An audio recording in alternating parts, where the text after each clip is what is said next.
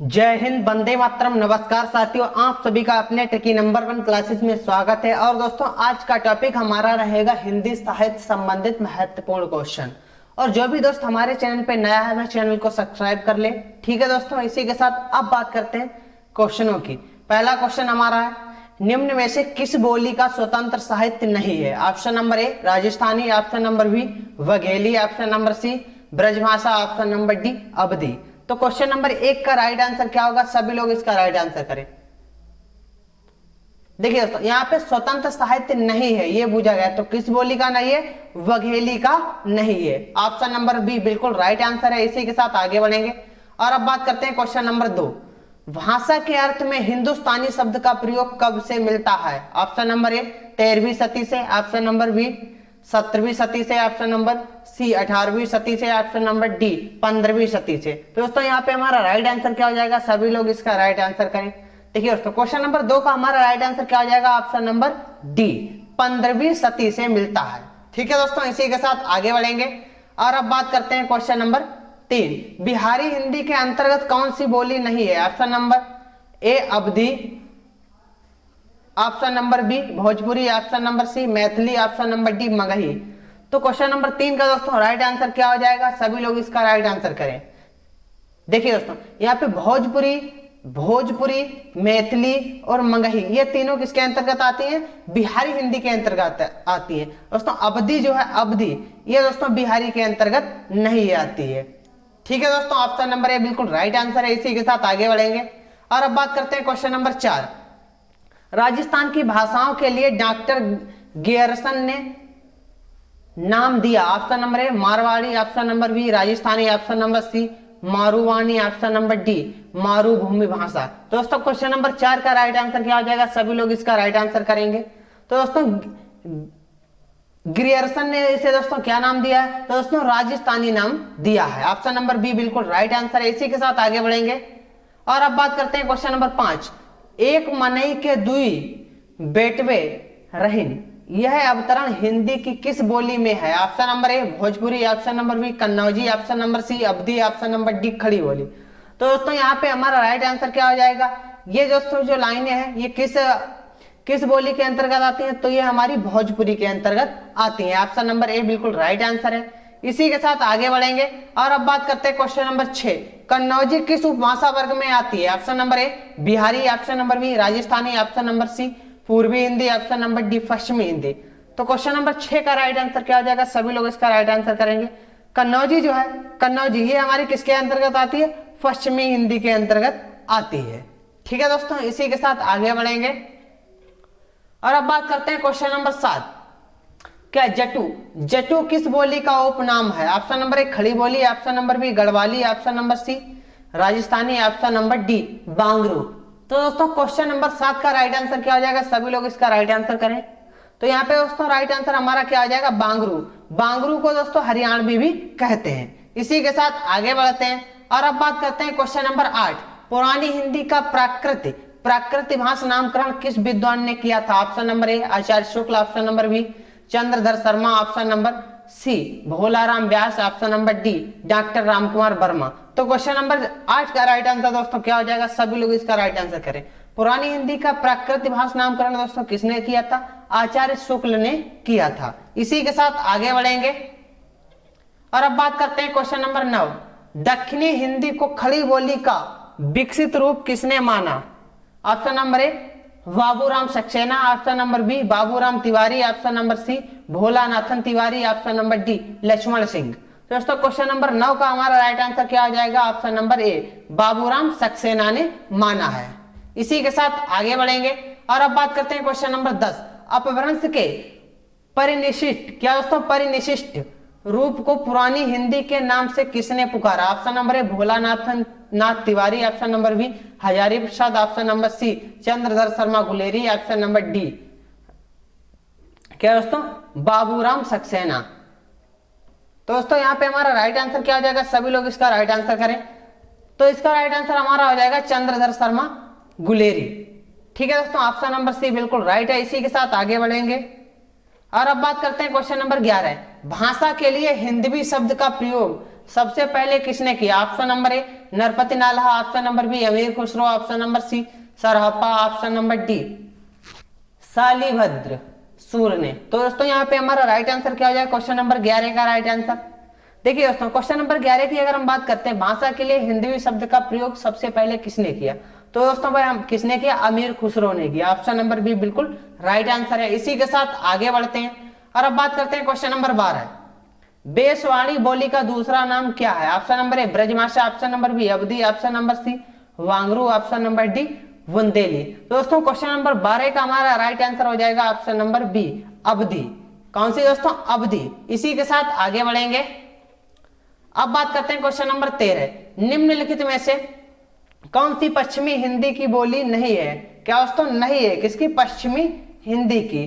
तो option number है Bundeli, option number B Braj, option number C Kannauji, option number D Bagheli. तो दोस्तों यहाँ पे कौन सी नहीं है? जो हमारी बघेली जो है ये दोस्तों हमारी पूर्वी हिंदी के अंतर्गत आती है। कौन सी? अवधी, बघेली और छत्तीसगढ़, ये तीनों किसके अंतर्गत आती है? पूर्वी हिंदी के अंतर्गत आती हैं। बाकी जो दोस्तों हमारी हैं ये पश्चिमी हिंदी के अंतर्गत आती हैं।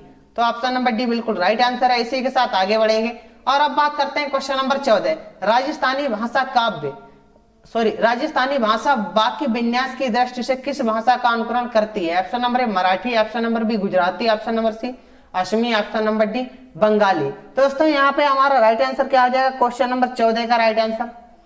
देखिए दोस्तों यहाँ पे हमारा राइट आंसर हो जाएगा ऑप्शन नंबर बी गुजराती। किसका करती है अनुकरण? गुजराती भाषा का अनुकरण करती है। इसी के साथ आगे बढ़ेंगे।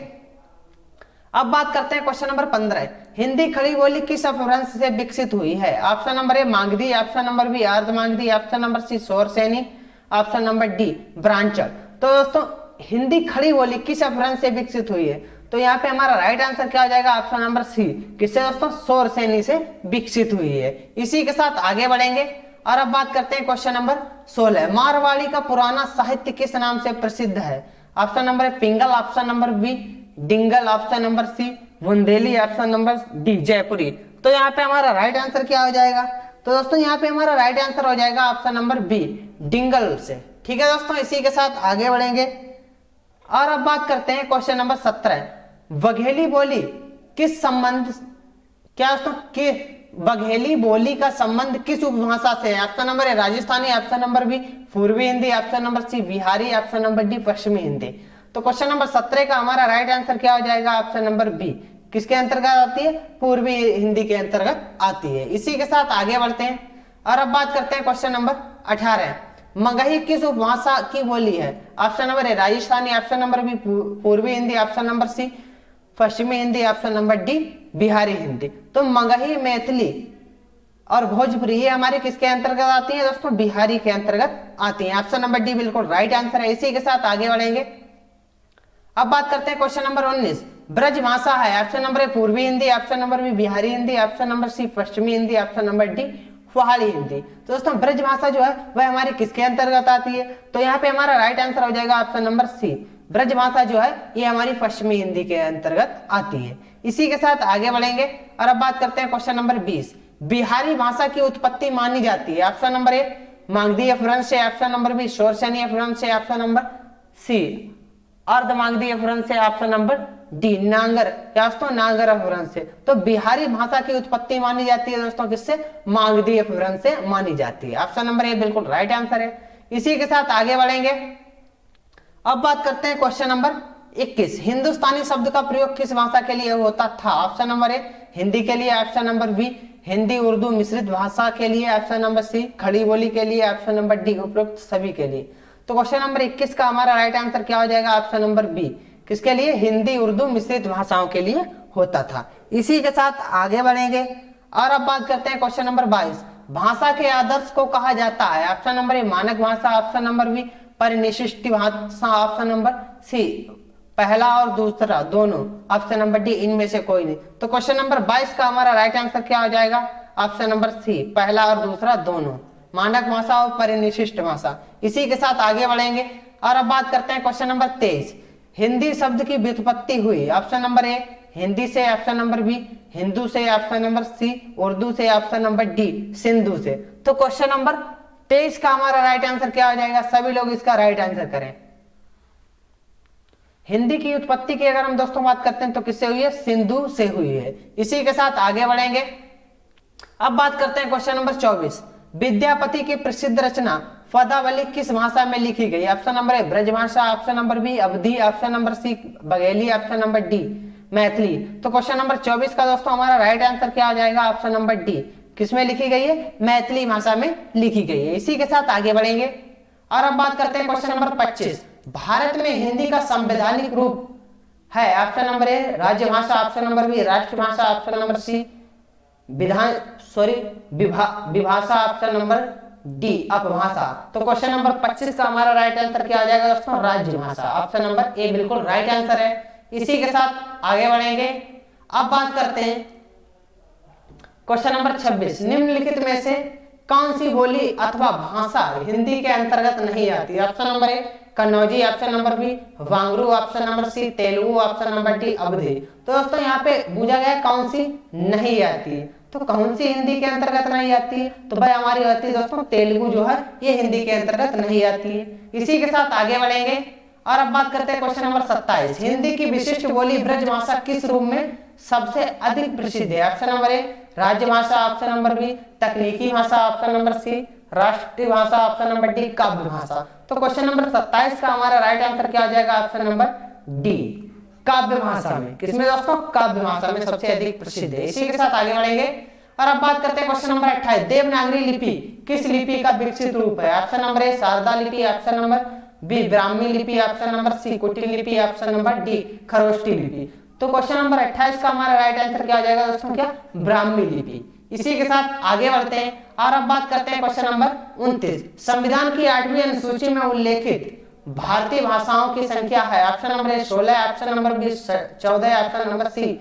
22, ऑप्शन नंबर डी 17। दोस्तों यहाँ पे बात की है संविधान की 8वीं अनुसूची के अंतर्गत, तो कितनी हो जाती है दोस्तों, 22 भाषाएं हमारी हैं। कितनी, 22। इसी के साथ आगे बढ़ेंगे। अब बात करते हैं क्वेश्चन नंबर 30, निम्न में से किस पुस्तक में हिंदी का सर्वप्रथम उल्लेख हुआ है? Option number A Mahabharat, option number B Ramcharitmanas, option number C Rigveda, option number D Avesta. तो क्वेश्चन नंबर 30 का हमारा दोस्तों राइट आंसर क्या हो जाएगा, ऑप्शन नंबर बी रामचरितमानस। क्या दोस्तों, रामचरितमानस है। इसी के साथ आगे बढ़ेंगे और अब बात करते हैं क्वेश्चन नंबर 31, पाली भाषा का संबंध मुख्यतः किस धर्म से है? ऑप्शन नंबर ए बौद्ध, ऑप्शन नंबर बी ईसाई, ऑप्शन नंबर सी मुस्लिम, ऑप्शन नंबर डी सिख। तो क्वेश्चन नंबर 31 का हमारा राइट आंसर क्या हो जाएगा दोस्तों, बौद्ध धर्म। किससे, बौद्ध से। इसी के साथ आगे बढ़ेंगे और अब बात करते हैं क्वेश्चन नंबर 32, निम्नलिखित में से कौन सी भाषा संस्कृत भाषा की अपभ्रंश है? ऑप्शन नंबर ए खड़ी Boli, option number B Braj, option number C Awadhi, option number D Pali. तो क्वेश्चन नंबर 32 का दोस्तों हमारा राइट आंसर क्या हो जाएगा, ऑप्शन नंबर डी। कौन है दोस्तों, पाली जो है यह संस्कृत भाषा का अपभ्रंश है। इसी के साथ आगे बढ़ेंगे और अब बात करते हैं क्वेश्चन नंबर 33, हिंदी किस भाषा की उत्तराधिकारिणी है? Option number A Sanskrit, option number B Pali Prakrit, option number C Urdu, option number D Punjabi. तो क्वेश्चन नंबर 33 का दोस्तों हमारा राइट आंसर क्या हो जाएगा, ऑप्शन नंबर ए संस्कृत। इसी के साथ आगे बढ़ेंगे और अब बात करते हैं क्वेश्चन नंबर 34, भारतवर्ष में हिंदी को आप किस वर्ग में रखेंगे? ऑप्शन नंबर ए राज्य भाषा, ऑप्शन नंबर बी राष्ट्रीय भाषा, ऑप्शन नंबर सी विभाषा, ऑप्शन नंबर डी तकनीकी भाषा। तो क्वेश्चन नंबर 34 का हमारा दोस्तों राइट आंसर क्या हो जाएगा, ऑप्शन नंबर ए राज्य भाषा वर्ग में रखेंगे। इसी के साथ आगे बढ़ेंगे और अब बात करते हैं क्वेश्चन नंबर 35, मानक हिंदी से क्या तात्पर्य है? ऑप्शन नंबर साहित्यिक पुस्तकों की भाषा, ऑप्शन नंबर बी साधारण बोलचाल की भाषा, ऑप्शन नंबर सी विशिष्ट और सुशिक्षित लोगों की भाषा। ठीक है दोस्तों, तीन ही ऑप्शन है, इन तीन ही में आंसर आपको देना है। तो यहाँ पे दोस्तों हमारा राइट आंसर क्या हो जाएगा, ऑप्शन नंबर ए साहित्यिक पुस्तकों की भाषा। ऑप्शन नंबर ए बिल्कुल राइट आंसर है। इसी के साथ आगे बढ़ेंगे और अब बात करते हैं 36, देवनागरी का सबसे पहले प्रयोग कहाँ हुआ? ऑप्शन नंबर गुजरात के राजा जयभट्ट 8वीं शताब्दी के शिलालेख में, ऑप्शन नंबर बी अशोक के शिलालेख में, ऑप्शन नंबर सी बड़ौदा नरेश ध्रुवराज की राजज्ञाओं में, ऑप्शन नंबर डी राष्ट्रकूट नरेश की राजज्ञाओं में। तो दोस्तों यहाँ पे हमारा राइट आंसर क्या आ जाएगा, ऑप्शन नंबर ए, ये बिल्कुल राइट आंसर है। गुजरात के राजा जयभट्ट 8वीं शताब्दी के शिलालेख में हुआ। इसी के साथ आगे बढ़ते हैं और अब बात करते हैं क्वेश्चन नंबर 37, पद्मावत जायसी की भाषा है? Option number A Maithili, option number B Awadhi, option number C Bhojpuri, option number D Bundeli. तो क्वेश्चन नंबर 37 का हमारा राइट आंसर क्या हो जाएगा? ऑप्शन नंबर बी अवधी। पद्मावत जो है ये जायसी की है दोस्तों, किस भाषा में लिखी गई है? अवधी भाषा में। इसी के साथ आगे बढ़ते हैं। अब बात करते हैं क्वेश्चन नंबर 38। संविधान के किस अनुच्छेद में कहा गया है संघ की राजभाषा हिंदी और लिपि देवनागरी होगी? ऑप्शन नंबर ए अनुच्छेद 343, ऑप्शन नंबर बी अनुच्छेद 344, ऑप्शन नंबर सी अनुच्छेद 345, ऑप्शन नंबर डी अनुच्छेद 346। तो दोस्तों यहाँ पे हमारा राइट आंसर क्या आ जाएगा?